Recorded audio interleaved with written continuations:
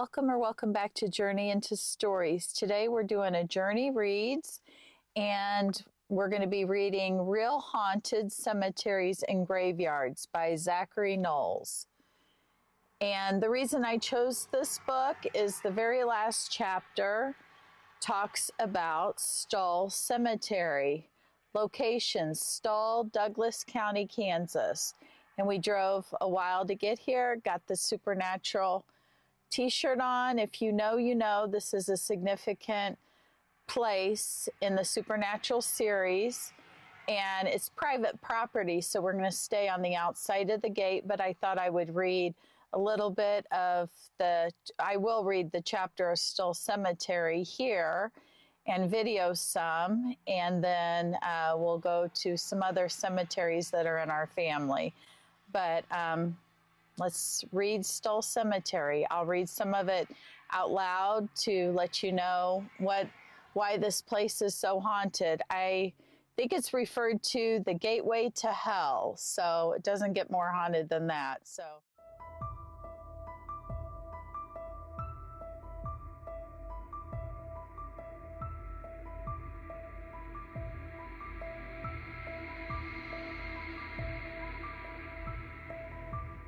For being a cemetery in such a small community, Stull Cemetery is very famous. It is probably best known for the urban legend started in the 1970s that claimed it contains one of the gateways to hell in connection with satanic rituals and witchcraft supposedly performed at the neighboring ruins of a church which has since been torn down.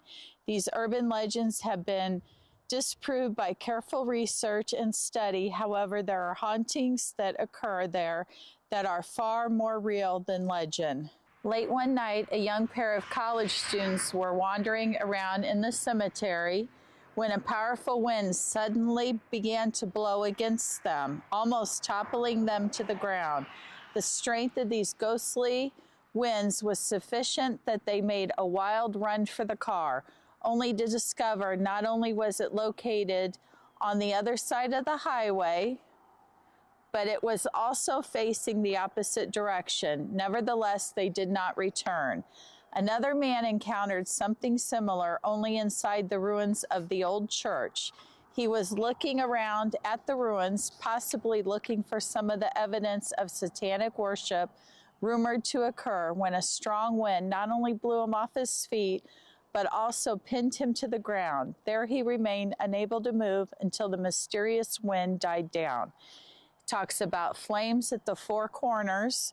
One particular daytime visitor to Stull Cemetery noticed something very disturbing. As he entered the empty cemetery, he noticed flames forming small rings, one ring in each of the corners of the cemetery. The rings didn't correspond to a grass fire, as it was the wrong time of year, and grass fires usually don't form perfect geometric shapes. Were the residents warmly greeting him or warning this visitor to leave?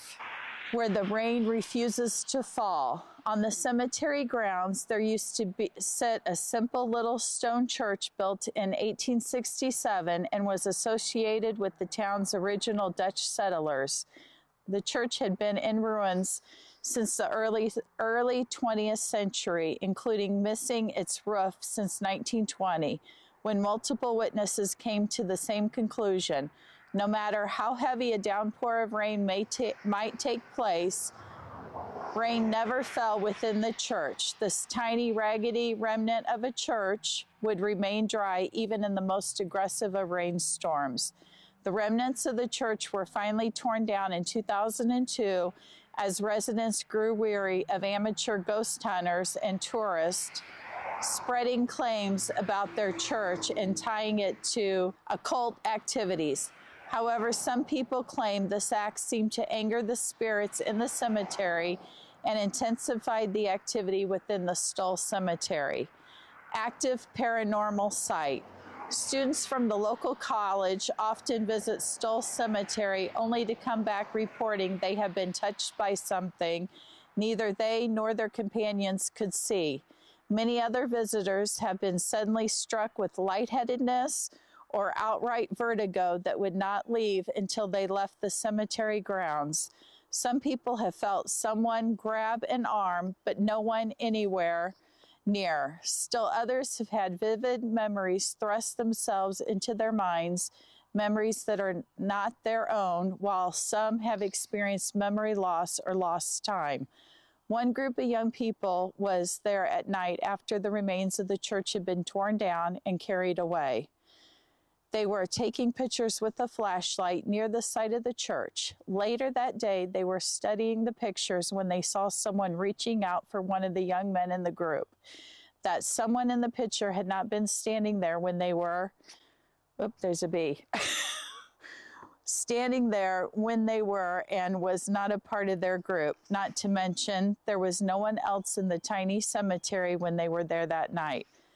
Resident witch and murderous child. One of the resident ghosts whose threats have been captured on EVPs is supposedly a witch. Those who have had the unfortunate pleasure of encountering her describe her as tall and thin with long flowing white hair. As to her threat, she is particularly insistent no one step upon her grave and her bones be left alone. Some have noticed she is apparently buried next to her husband, though he may not be too happy about it, as the soil on his grave is often pushed up as if someone beneath it is trying to escape. There is also a tale about a child who was born in the community that is half devil and half human. Wild stories abound about the child, including claims he went on a murderous 11-month rampage at the age of 10, after which a local farmer killed him. His grave remains unmarked. Stories point to the spring and autumn equinoxes when mysterious lights and orbs that float above his grave. Conclusion. While Stull Cemetery might not be a gateway to hell, it is still a very haunted cemetery. Don't be surprised at anything that may happen within its boundaries, from mysterious flame circles to winds powerful enough to pin you to the ground. But remember, whatever you do, don't step on the witch's grave.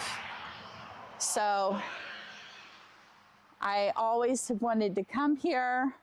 Huge fan of Supernatural, #1 show ever. And I found this book and saw that that was the last chapter in this book. We'll be reading the rest of these chapters about different places of haunted places, cemeteries throughout the world, in different cemeteries near our family. But this is Stull Cemeteries.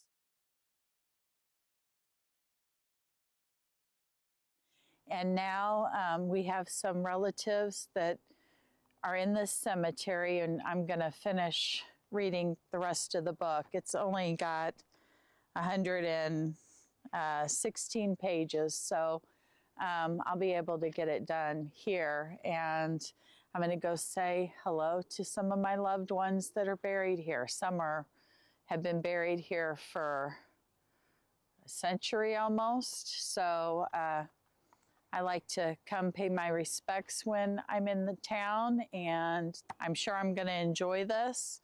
Whether or not you believe in ghosts, I thought it'd be perfect to read in a cemetery. So I'll let you know my thoughts in a little bit, and I'll get back with you guys.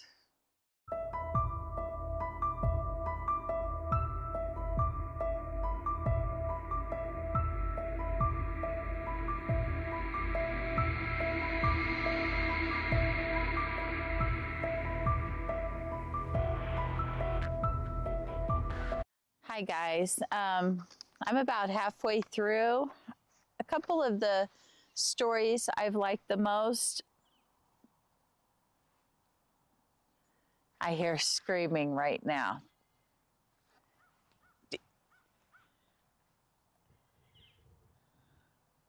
Okay, now I cannot make this up. There's scream.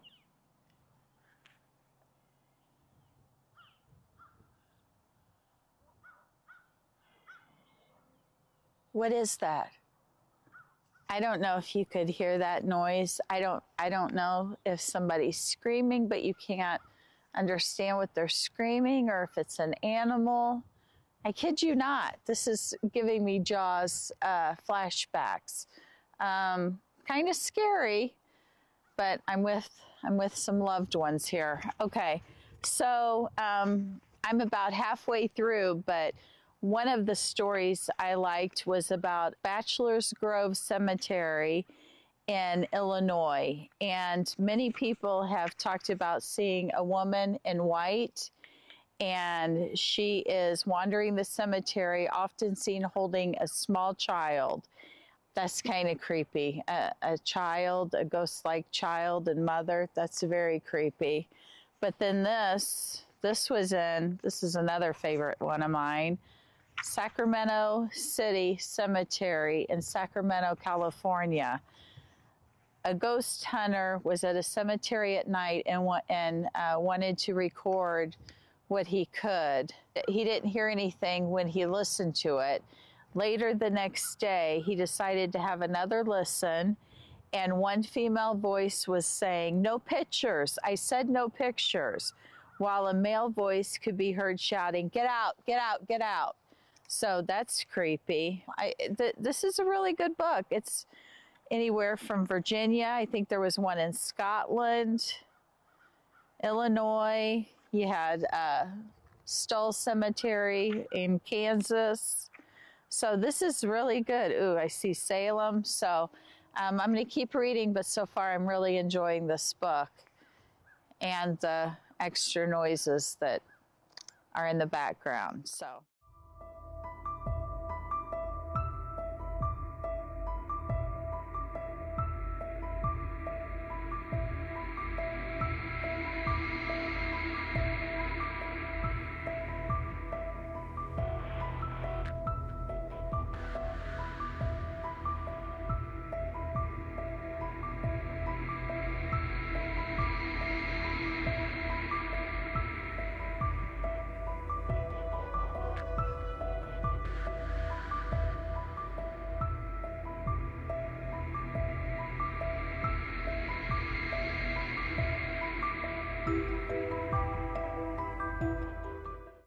Okay, so finished the book. It took a little over an hour and a half, not very long, like I said.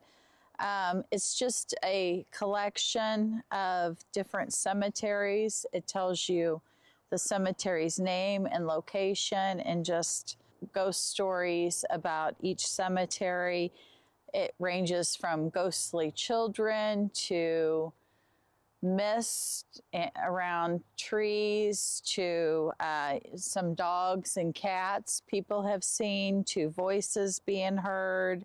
It was really, really good. I'm not going to be biased, but my favorite was Stull Cemetery, for obvious reasons. But also, I loved reading any of the ghost stories involving children and the animals and what people heard, what people saw, experiences of how they feel, if they felt somebody touching them or grabbing them and nobody was there, or getting a picture taken and then later on in the picture you could see somebody that wasn't there, or just all kinds of urban legends around these. So whether or not you believe in ghosts and hauntings, this was a very enjoyable book. True ghost stories, 5 stars. And with that, this concludes this Journey Reads. And until the next time, I hope you're reading something amazing,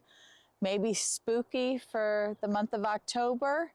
And take care of yourself, take care of one another, be kind to yourself and one another. And I'll see you in the next one, guys. Have a great one. Bye.